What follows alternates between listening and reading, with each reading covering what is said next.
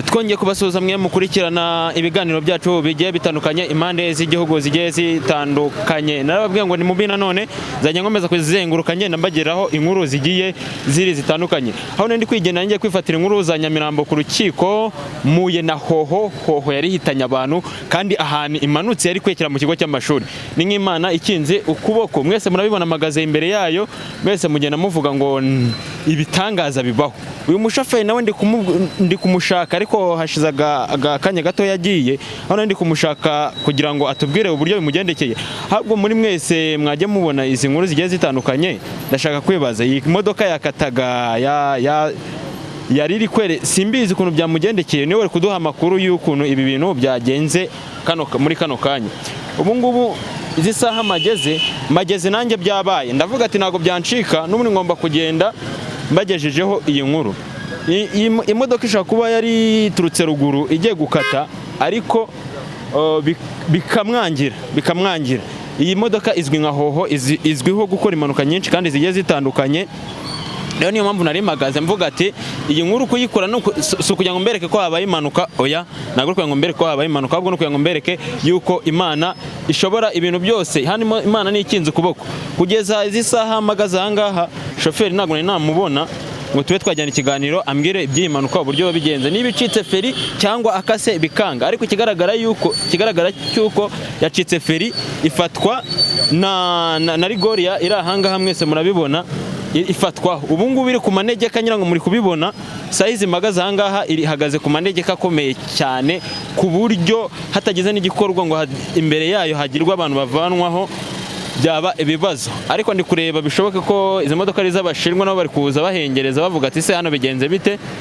Ubu ngubu ndabona bahageze bari guhamagara ngo barebe ko wenda ishobora kuba yavanwa mu nzira, kubera ko hano magaze ni ku muhanda ujya n'ubundi ahazwi nka Rwamara, ahazwi kuri Kafano hamanuka cyane hepfo yaho bari kubaka ikiraro, ngira ngo murabibona.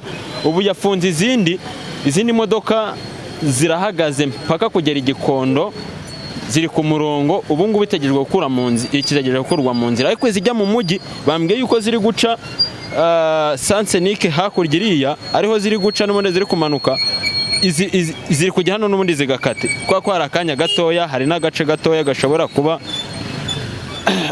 kari kunyuramo izi manuka gusa, ariko izizamuka zikabura aho zica. Kugeza izi saha tuvugana, impamvu ngo mageze aribwo bikiba, nta mupolisi n'umwe wari wahagera ngo aze arebe ibibaye by'iyi mpanuka. Nk'ibigaragara muri kano kanya nk'uko mubibona, murabona ko ari ambutiyaje ikabije kuva ruguru hahandi kuri ka gapando ugera hepfo mu gishanga werekera mu Rugunga. Imodoka zirahagaze kandi ni nyinshi, ariko nanjye uko nkomeza kugenda nzenguruka ndeba shoferi aho ashobora kuba aherereye, ntabwo ndi kumubona ngo atubwire ukuntu byaba bimeze.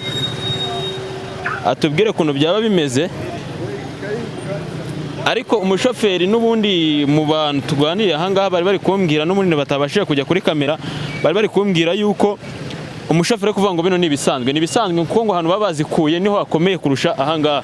Bose wanjye bimeze bite mwana? Wari uri kuri imodoka se nawe? Ntabwo wari uri kuri imodoka nawe uhageze usanga byabaye? Nyari muri cyage. Nose shoferi wayo ari he?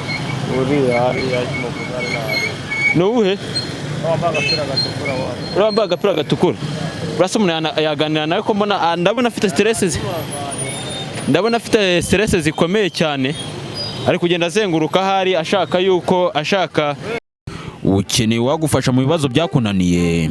Dore inkuru nziza rero, hari muganga gakondo wizeye wagufasha mu bibazo bitandukanye by'ubuzima n'imibereho.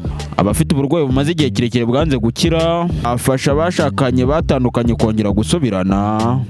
Umugabo wataye urugo, umugore wataye urugo aragaruka mu buryo bworoshye. Abafite ibibazo by'ubugumba n'uburemba, yirukana inyatsi, nyabingi n'ibitega mu rugo. Indwara zitapfa gukira mu buryo bworoshye harimo diyabete, ibisazi, igicuri n'izindi nyinshi cyane. Ababuze abakiriya b'amazu n'ibibanza ndetse n'ibikorwa by'ubucuruzi bitandukanye. Atanga imiti ivura inyatsi ishingiye ku mico gakondo. Serivisi zitandukanye nyinshi cyane urazimusangana. Umukeneye uri hanze y'igihugu wamwandikira kuri WhatsApp cyangwa ukamuhamagara kuri iyi nimero. Uri mu Rwanda wamwandikira cyangwa ukamuhamagara kuri iyi nimero.